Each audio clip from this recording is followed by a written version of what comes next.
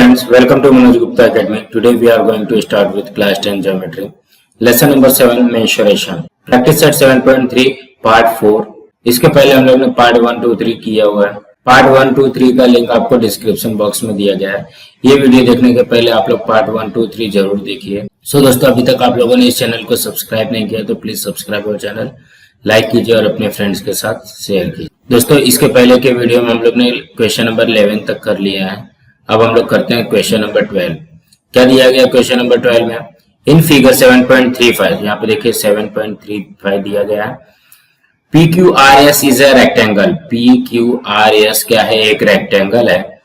PQ का दिया गया है 14 सेंटीमीटर. PQ कितना दिया गया है? 14 सेंटीमीटर. QR दिया गया है 21 centimetre. Find the area of parts X, Y and Z. मतलब ये वाले पार्ट का हमको एरिया निकालना है, ये वाले पार्ट का हमको एरिया निकालना है और ये वाले पार्ट का हमको एरिया निकालना है. तीनों के तीनों पार्ट का हमको एरिया निकालना है. अब हम यहाँ पे देखते हैं. यहाँ पे देखो, ये थीटा दिया गया है. ये कितना है? 90 डिग्री है. अगर ये 14 है तो ये यहां से लेकर के देखो QR यहाँ तक 21 दिया गया. यहाँ पे हम लोग इसको एक और लिख लेते हैं, इसको QM करते. यहाँ पे M करने से क्या होगा? ये जब 14 होगा तो ये यहाँ से लेकर के यहाँ तक का जो डिस्टेंस हो जाएगा ये 14 हो जाएगा. तो अब हम यहाँ से निकाल सकते हैं अपना एरिया X के लिए. Y के लिए क्या करेंगे? ये पूरा का पूरा 21 है, इसमें से 14 माइनस करोगे तो ये कितना हो जाएगा? ये 7 हो जाएगा. तो और ये भी 7 हो जाएगा. जब ये 7 हो जाएगा और यहाँ पे भी 90 डिग्री दिया गया है तो यहाँ पे इसका रेडियस बन जाएगा, तो इसका भी एरिया हम निकाल सकते हैं, इसका भी क्षेत्रफल निकाल सकते हैं. उसके बाद में जब Z का निकालना रहेगा तो Z में तो कोई दिया ही नहीं है, तो क्या करेंगे? PQRS के एरिया में से ये वाला एरिया और ये वाला एरिया माइनस कर देंगे तो Z का एरिया निकल जाएगा. PQRS is a rectangle. और क्या दिया गया है? PQ दिया गया है 14 सेंटीमीटर एंड QR दिया गया है 21 सेंटीमीटर. मतलब यहाँ पे लिख लो 4 पार्ट X. X के लिए क्या बनेगा? यहाँ पे देखो X के लिए क्या बन रहा है? ये PM बन रहा है और ये PQ. ये 90 डिग्री हो रहा है और ये PQ क्या? उसका रेडियस हो जाएगा. Radius R. रेडियस कितना बन रहा है? 14 सेंटीमीटर. और एंगल PQM,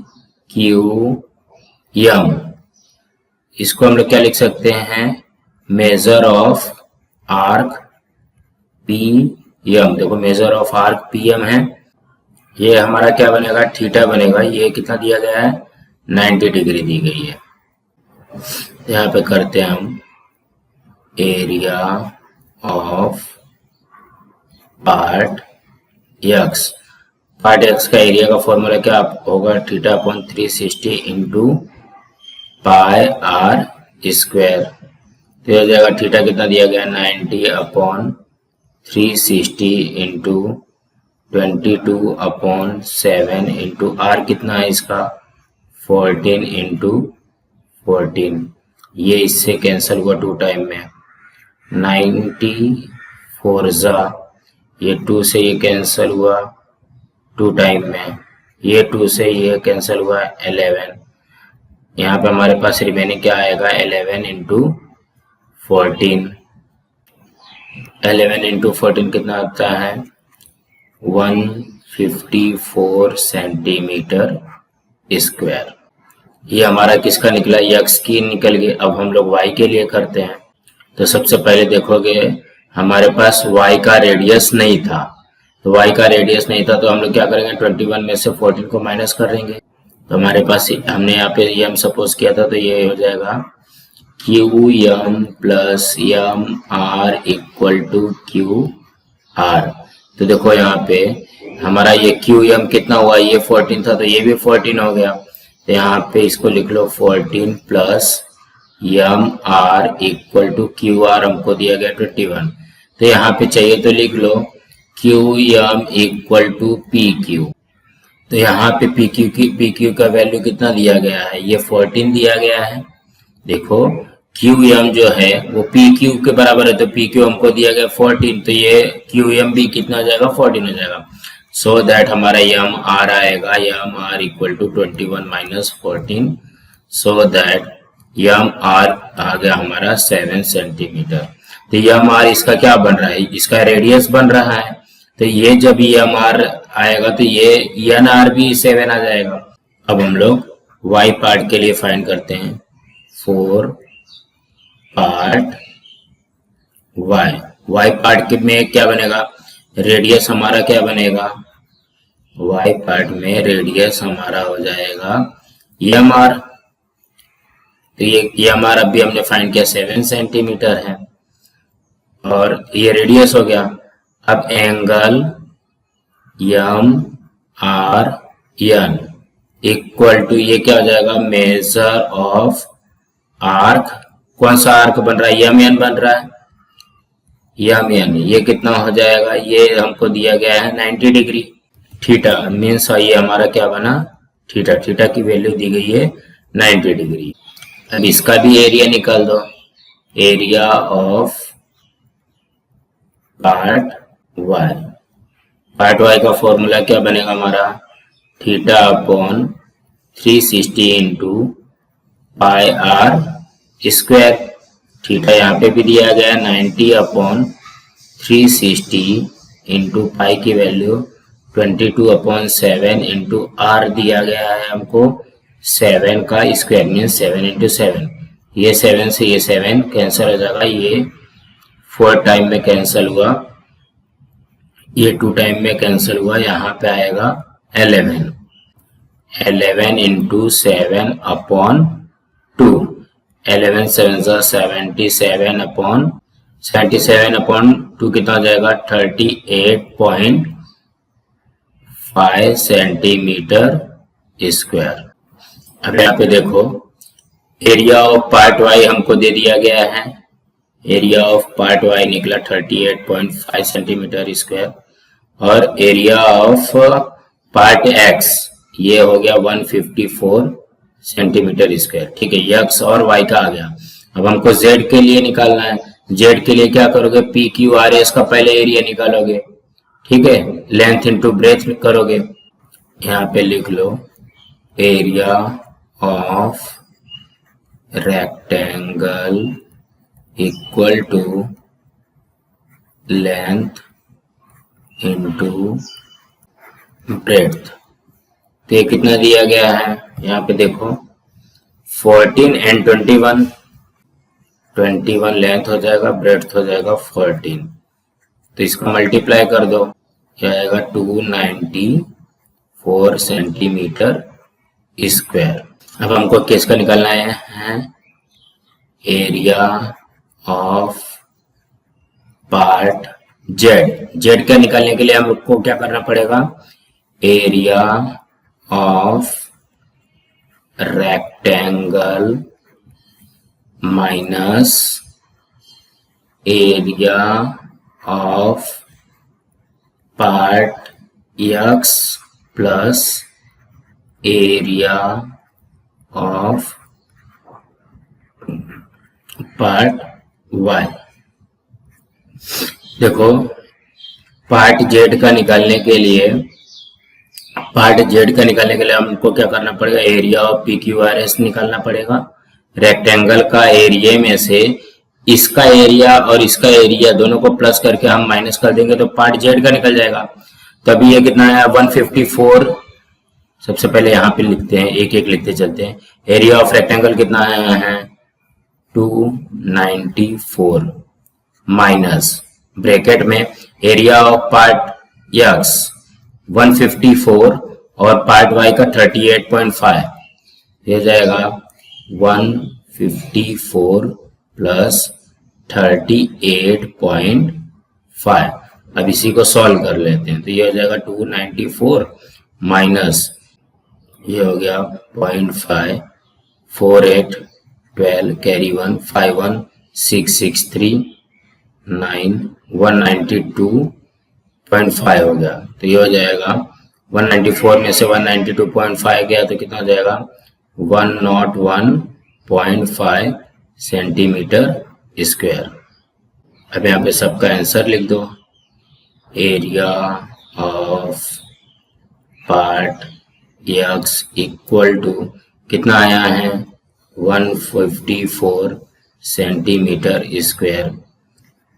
एरिया ऑफ पार्ट y है 38.5 centimetre square. Area of part z equal to 101.5 centimetre square. 13th question में दिया क्या गया है, triangle L is a equilateral triangle. ये क्या है, समबाहु त्रिभुज है। एल दिया गया है 14, एल कितना दिया गया है 14 सेंटीमीटर दिया गया है। As shown in the figure, 3 sectors are shown drawn with the vertices as center as a radius 7 centimetre.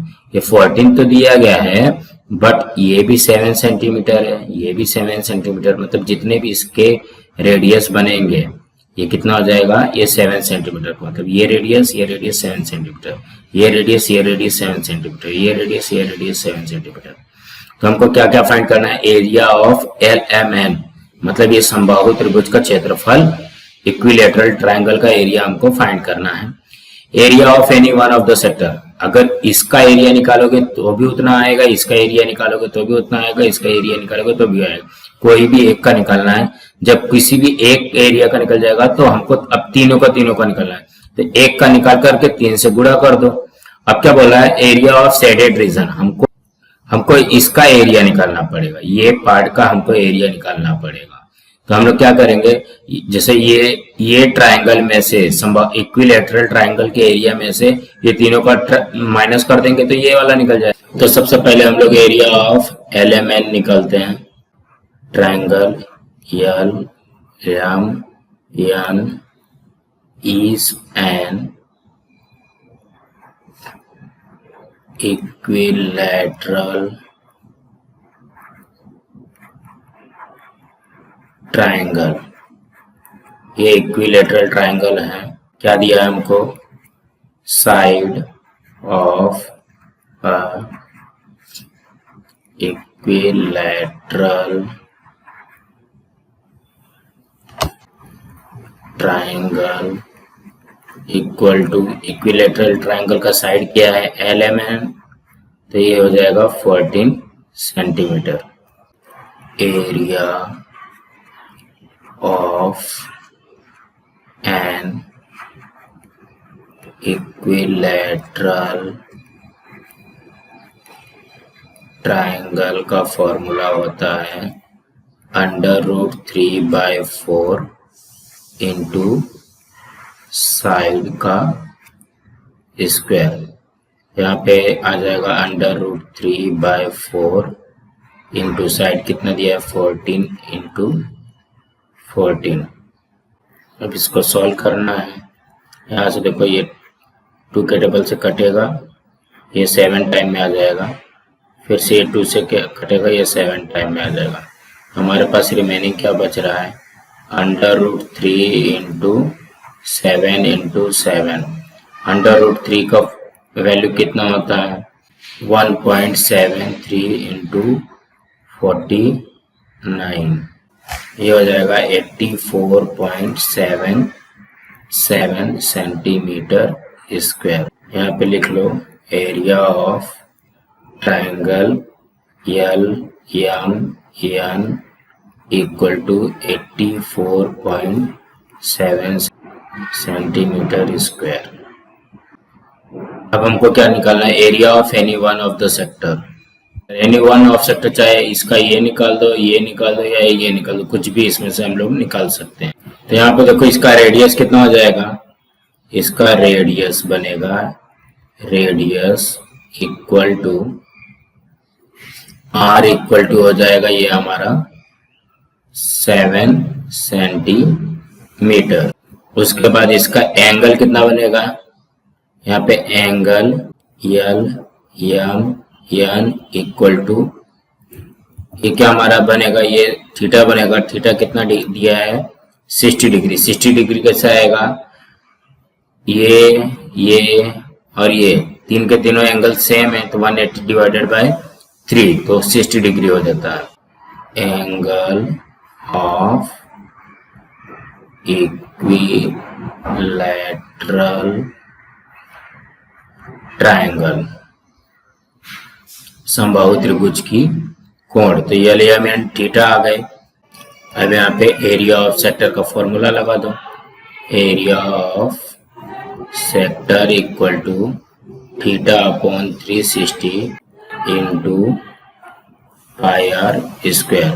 तो थीटा कितना दिया है हमको 60 अपॉन 360 इंटू पाई की वैल्यू 22 अपॉन 7 इंटू आर दिया है 7 इंटू 7।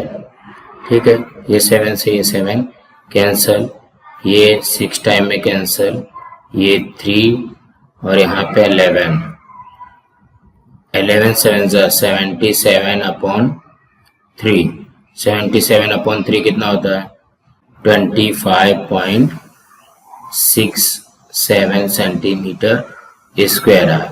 ये किसका आया, area of any one sector. यहाँ पे ये सिर्फ ये वन सेक्टर का इतना आ गया। अभी क्या है, total area of all 3 sectors, ये इसका और इसका, ये तीनों का सेम आएगा। मीन्स हम इसको क्या करेंगे 3 से मल्टीप्लाई कर देंगे। अब हम लोग थर्ड वाला क्वेश्चन करते हैं। Total area of all the 3 sector equal to 3 into area of sector हो जाएगा 3 इंटू एरिया ऑफ सेक्टर कितना है 25.67। अब इसका मल्टीप्लाई कर दो, ये कितना आ जाएगा 77.01 सेंटीमीटर स्क्वायर। अब यहाँ पे देखो क्या पूछा गया है फोर्थ में, area of the shaded region. तो मतलब एरिया ऑफ इक्विलैटरल हम लोग ने निकाला था, उसमें से ये तीनों का जो ये है टोटल एरिया ऑफ सेक्टर, ये इसमें से माइनस कर दोगे तो ये वाला पार्ट का निकल जाएगा। फोर्थ में क्या है, area of shaded region equal to area of equilateral triangle total area of 3 sector. तो इक्विलैटरल ट्रायंगल का कितना 84.77 माइनस 77.01। अब इसको माइनस कर दो 7.76 सेंटीमीटर स्क्वायर। सो आज हमारा यहाँ पे प्रैक्टिस सेट 7.3 खत्म हुआ।